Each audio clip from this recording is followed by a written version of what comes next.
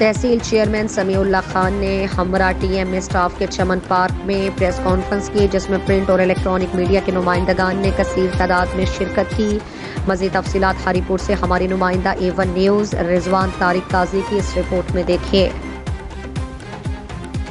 تحصیل chairman سمیع اللہ خان نے ہمراہ T M اے staff کے چمن پارک میں پریس کانفرنس کی، جس میں پرنٹ و الیکٹرانک میڈیا کے نمائندگان نے کثیر تعداد میں شرکت کی۔ اس موقع پر تحصیل چیئرمین اور ٹی ایم او فخر الاسلام نے میڈیا سے بات کرتے ہوئے کہا کہ صوبائی حکومت کی جانب سے ہر 3 سال بعد پانی اور بجلی کے بلوں میں اضافہ کیا جاتا ہے، جو کہ سرکاری رولز میں شامل ہے۔ انہوں نے مزید کہا، آپ کو پتہ ہے TNA نے نازل دوران ہے جو حضرت نوعف حضرت کی آواز اپنایا ہے ہمارے خلاف، بجائے ہمارا ساتھ دینے کے، بجائے اس نئے ساتھ دینے کے یہ عوام کو اپنی سروسز دیں، ہماری تعلیم کھینچی جا رہی ہیں۔ پروونشل گورنمنٹ کی ایک پالیسی آ رہی ہے شروع سے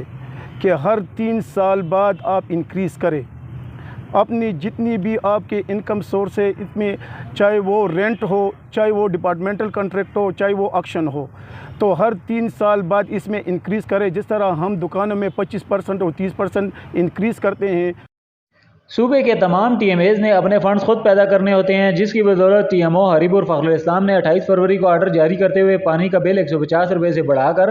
300 روپے کر دیا تھا، جو کہ انہوں نے یہ احکامات بحیثیت ایڈمنسٹریٹر ٹی ایم او ہونے کے ناطے اور ٹی ایم اے کے بہترین مفاد کے لیے کیا۔ تحصیل چیئرمین اور ٹی ایم او کا کہنا تھا کہ ہماری گزارش ہے کہ ٹی ایم اے کے ساتھ تعاون کیا جائے اور غلط اور بے بنیاد